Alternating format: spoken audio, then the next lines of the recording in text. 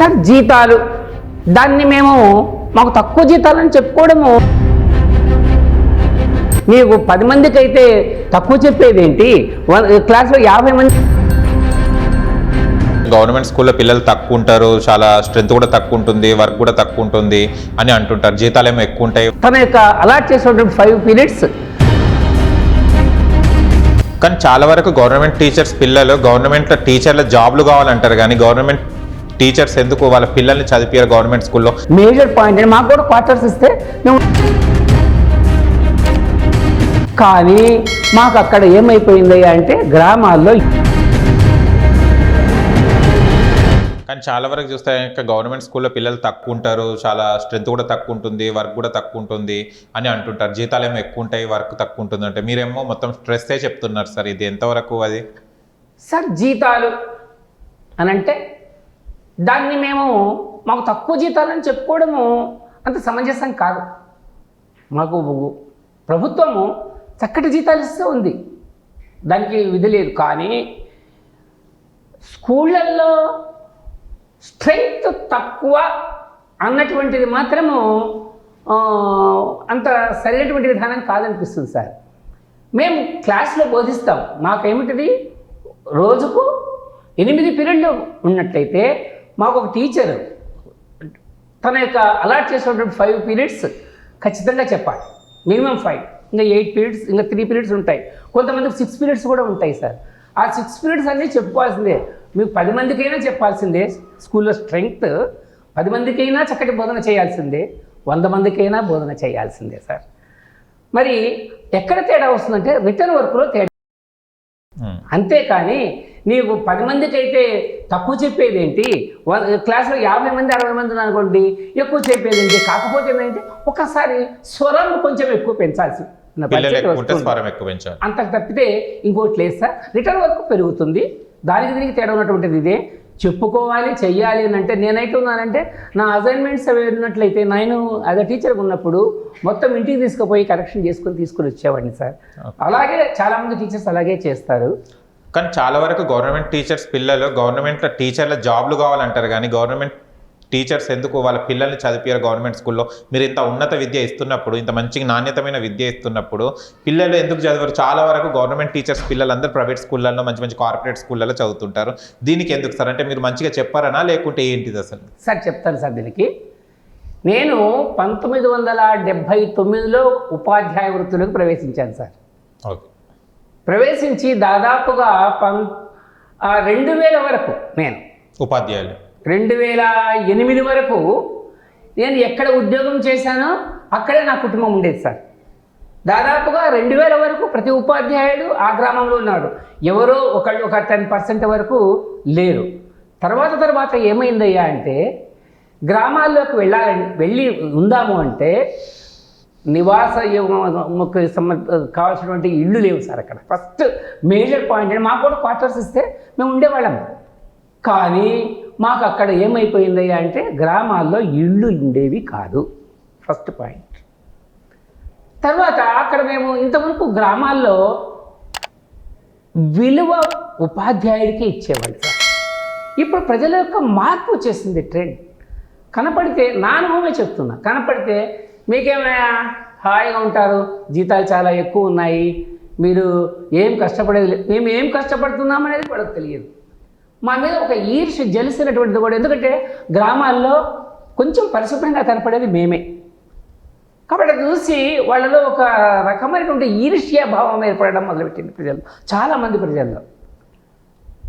అక్కడ ఇళ్ళు ఇవ్వరు, ఉండాలంటే ఇది కాదు. ఒకవేళ ఉన్నామనుకోండి, మీరు 1000 రూపాయలు ల్యాండ్, 2000 ల్యాండ్ అని అప్పులు అడిగిన సందర్భాలు కూడా ఉన్నాయి, తీసుకొని ఇవ్వని సందర్భాలు చాలా ఉన్నాయి. సో దట్ కాబట్టి ఒకటి చెప్తున్నాను, మనం ఏ గ్రామంలోనైతే ఉద్యోగం చేస్తున్నా ఆ గ్రామంలో ఉండలేకపోవడానికి కారణము ఇది ఉంది. ఒక ఉపాధ్యాయుడు దాదాపు 15-20 కిలోమీటర్ల దూరంలో నుంచి ఆ స్కూల్కి రావాలి అని అంటే వాళ్ళ ఇంట్లో ఎప్పుడు లేవాలా, ఎప్పుడు క్యారియర్ తయారు చేయాలి, ఎప్పుడు అతను ప్రయాణమై స్కూల్కి రావాలి. ఇన్ టైంలో రాకపోతే, especially high schools in time రాకపోతే మా హెడ్ మాస్టర్స్ మేము ఎటువంటి పరిస్థితులు టాలరేట్ చెయ్యం సార్, చెయ్యము. టైం టు టైం ఉండాలి. దాదాపుగా 90% of headmasters don't allow. తను ఉంటాడు ముందు, వాళ్ళని కూడా రమ్మంటాడు. సో దట్ మరి అంత రిస్క్ తీసుకుని ఉండవలసినటువంటి పరిస్థితులు గ్రామాల్లో ఈరోజు ఏర్పడ్డాయి సార్. అందువల్లనే మేము ఉండలేకపోయినాం. ఒక కానిస్టేబుల్ ఉన్నాడంటే, ఒక పశువుల డాక్టర్ ఉన్నాడంటే అతనికి ఇచ్చే మర్యాదను ఈ రోజుల్లో ఉపాధ్యాయుడికి ఇవ్వడం లేదు. సో దట్ ఎక్కడైతే అఫెక్షన్ లేకపోతుందో ప్రజల్లో ఎంతైనా కష్టపడండి, ఎంతైనా చులకన భావాన్ని మీకేమండి నా అనుభవమే చెప్తున్నాను సార్. నేను చాలా చక్కగా గ్రామం అయినప్పుడు కూడా లెక్క చేసేవాడిని కాదు, ఎవరికి తగిన విధానంగా వాడికి సమాధానం చెప్పుకుంటూ ఉండేవాడిని నేను. సో వాళ్ళు నా జోలికి వచ్చేవాళ్ళు కాదు. నేను చక్కగా నా ఇంట్లో పిల్లలు నేను అక్కడ బోధన చేసేటప్పుడు నా కొడుకులతో, నా పిల్లలిద్దరు కూడా గవర్నమెంట్ స్కూల్స్లో చదివారు సార్. మీ పిల్లలు up to 10th class. Okay. నాకు మా పెద్ద అబ్బాయికి రెసిడెన్షియల్ స్కూల్, ఏపీ రెసిడెన్షియల్ స్కూల్లో సీటు వస్తే కూడా నేను ఆ రోజుల్లో పంపించలేదు. వాడి యొక్క స్టామినా తెలుసుకుందామని చేసుకున్నానే కానీ వాడిని పంపించలేదు. ఎందుకయ్యా అంటే దాదాపుగా 15 సంవత్సరాలు తల్లిదండ్రులకు పిల్లలకు మధ్యలో అవినాభావ ప్రేమాభావాలు ఉండాలి. వాళ్ళు అప్పటి నుంచే బయటికి వెళ్ళిపోతే చాలా కష్టమైపోతుంది కాబట్టి ఉండేవాళ్ళు. నా ఇంట్లో ఆ గ్రామానికి చెందినటువంటి పిల్లలు దాదాపు 30 మంది ఫ్రీ ఎడ్యుకేషన్ ఇచ్చుకుంటూ నా దగ్గర 20 మంది రాత్రి పడుకుని ఉండేవాళ్ళు సార్. ఆ విధంగా మేము కష్టపడ్డాం. అంటే మా తరం కష్టపడ్డది. కానీ దాదాపుగా 2010 నుంచి నేను కూడా ఆ టౌన్కి వచ్చేసాను. ఇంకా ఎందుకు వాళ్ళని భరించలేకపోయాను నేను. భరించలేకపోయి వచ్చేసాను. ఇంకా ఏం చేసేవారు సార్ అంతగానో భరించలేకపోయారంటే? ఇదే సార్, ఒక రకంగా చూస్తే ఈర్ష్య, సరిగా మాట్లాడలేరు, డబ్బులు ఇవ్వు మీకేం జీతాలు లేదు అంటారు. కొన్నిసార్లు బయటికి ఎక్కువగా సమాజంలో టచ్ తీసుకోకుండా పక్కకు ఉండేవాళ్ళు నేను. సో ఇప్పుడు వచ్చినటువంటి యంగ్స్టర్స్ ఎలా ఉన్నారయ్యా అంటే మేము అలా ఉన్నాం. యంగ్స్టర్స్ ఎలా ఉన్నారయ్యా అంటే చాలా హుషారుగా ఉండేవాడు. నేను అక్కడ కటారకొండ అనే ఒక స్కూల్లో పనిచేసేవాడిని సార్. నేను హై స్కూల్ హెడ్ మాస్టర్గా నేను తిరిగాను. కర్నూలు నుంచి తిరిగాను.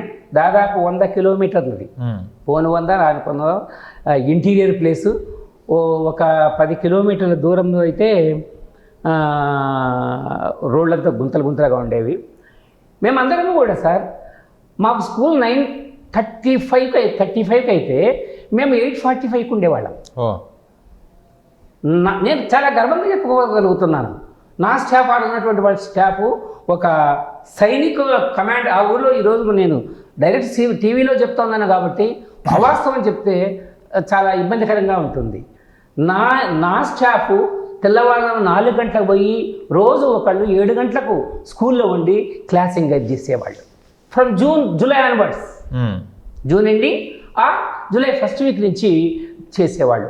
అలా కష్టపడి నా ఉపాధ్యాయులు ఒక సైనికులుగా ఉండి నాతో ఒక్క పని కూడా చేయించకుండా హ్యాపీగా చేశారు. నాదంతా రికార్డు వరకు మాత్రమే ఉండేది. ఫ్లోటింగ్ నేను వెళ్తానంటే కూడా పిల్లలతో టచ్ ఉండాలి మాకు హెడ్ మాస్టర్స్కు. లేదు సార్ మేము వెళ్తాం సార్ అని వెళ్ళేవాళ్ళు. అంత చక్కటి ఉపాధ్యాయులు. అయితే ప్రధాన ఉపాధ్యాయుడు ఎప్పుడు కూడా వాళ్ళల్లో, అంటే ఉపాధ్యాయుడు నేను కూడా ఒకడిని అనేటువంటి విధంగా కలిసిపోయి ఉండి వాళ్ళతో ప్రేమతో పని చేయించుకోవాలి ఈరోజు సార్. కమాండ్ చేస్తే మాత్రం ఎవరూ చెయ్యరు.